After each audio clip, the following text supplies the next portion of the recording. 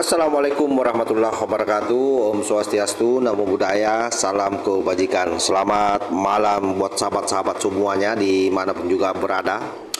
Luar biasa ya, Roy Panci CS hari ini dia tidak menghadiri sidang di PT UN Jakarta.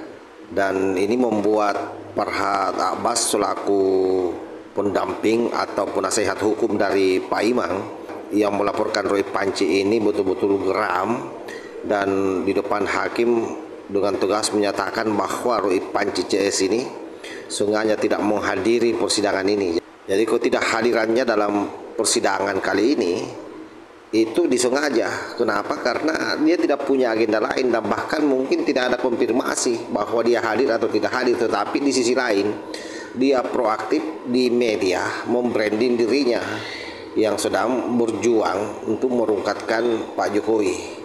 Nah, tentu hal ini sangat merugikan bagi Roy Panci sendiri.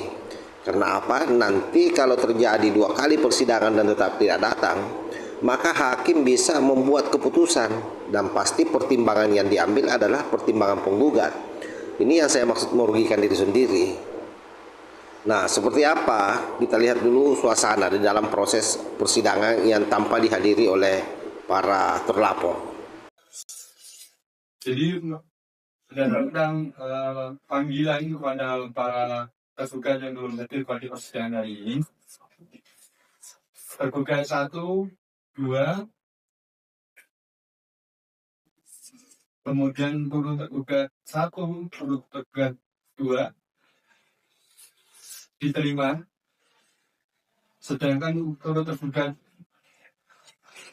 3, 4, 5, dan 6 dikembalikan. Nah, apakah atas alamat yang dituju oleh penggugat berdasarkan perubahan gugatan tersebut, apakah akan dikirim kembali kepada alamat tersebut atau bagaimana? Silakan. Setiap hari kami bertemu dengan nama tim pembela umat aktivis. Nah, memang mereka itu sudah bareng ngomong tadi tidak mau hadir karena mungkin berniatnya ini pertama Pak Jokowi kira seperti ini. Nah, jadi mereka menggunakan waktu di kantor di PSI itu berpindah si alamat yang seharinya.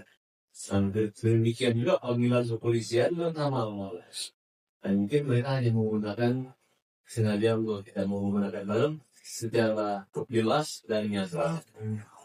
Bayangkan kalau mereka beli ke TV One atau TV mana aja kan mereka kan dapat pembayaran biasa semua. Mereka penggabungan negara dan tim pembela UMAM.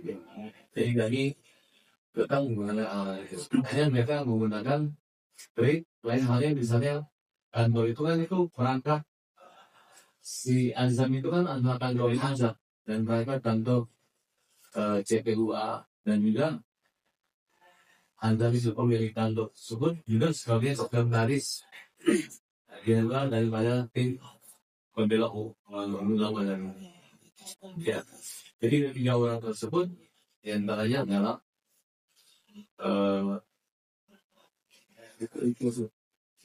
Roy Suryo, Dr. Ipa dan respon mereka pada lawyer yang sama sampai saat ini. Baik, sebenarnya laporan kita di kepolisian juga seperti itu. Laporan dari Pak Jokowi juga sampai dan alamat. Cuman bahkan hari ini kita dapat informasi mereka tetap kita ditunda hadir pada setelah tanggal 15 Agustus. Kemudian kalau tergugat Egy Sujana tidak alamat tidak saksama maupun beliau tidak hadir karena memang kita dapat somasi dia pada satu kata digugat.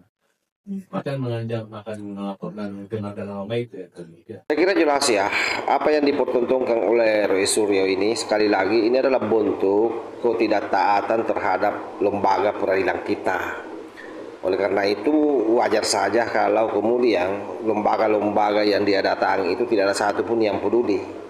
Sebagaimana yang kita lihat kemarin ketika dia mendatangi Komnas HAM. Siapa yang mau peduli dengan Roy Suryo? Tidak ada kan? Bahkan ke Ombudsman juga ia sampai disuruh menunggu dokter Tipa itu 1 jam. Nah, wajar. Kenapa? Karena memang ini orang semua bebal. Ketika dia dibutuhkan justru tidak datang. Sama dengan kasus Pak Imam ini, yang kita tahu bahwa Pak Imam melapor karena adanya penghinaan yang dilakukan oleh mereka semua ini terhadap Pak Imam. Karenanya dilapor ke PT UN Jakarta. Dan apa yang terjadi? Persidangan kali ini tidak hadir. Di persidangan perdana juga tidak datang. Nah, ini sudah 2 kali, jadi boleh jadi nanti persidangan ke depannya ini kalau tidak datang lagi maka hakim bisa langsung membuat keputusan.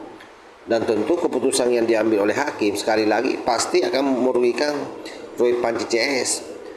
Nah, kenapa? Karena itu tadi, pertimbangan hakim dalam mengambil keputusan pasti yang diambil adalah pertimbangan para kuasa hukum yang melaporkan Roy Panci CS ini. Karena setidaknya ada 3 orang yang paling penting di dalam kasus ini yang dilaporkan. Pertama itu Betor sendiri yang memfitnah bahwa ijazah Pak Jokowi dibuat di Pasar Pramuka. Kemudian Roy Panci yang ikut mengglorifikasi bersama dengan Rismon Sianipar. Nah, orang-orang ini ya sekali lagi masyarakat sudah bisa menilai bahwa memang mereka ini bebal. Mereka ini semua ini bergerak berdasarkan nalurinya, jadi tidak berdasarkan otaknya. Jadi mirip-mirip binatang lah kalau kira-kira. Sebab kalau misalnya dia ini normal, maka otomatis dia datang memenuhi panggilan daripada Pengadilan Tata Usaha Negara. Atau setidaknya orang ini memang betul-betul kesatria mau menghadapi ini persoalan. Jadi bagi saya orang ini memang memberikan referensi khusus bahwa mereka ini hanya gemar berulah tapi tidak mau bertanggung jawab. Nah, ini yang dimaksud pengecut, ini yang dimaksud dengan pecundang. Nah, gerombolan ini mudah-mudahan dalam waktu dekat dikandangkan di Polda Metro Jaya. Sebab apa? Kalau ini dibiarkan terus-menerus maka akan merusak generasi kita. Kalau ini selalu dipertontonkan orang-orang yang memiliki pola pikir seperti ini.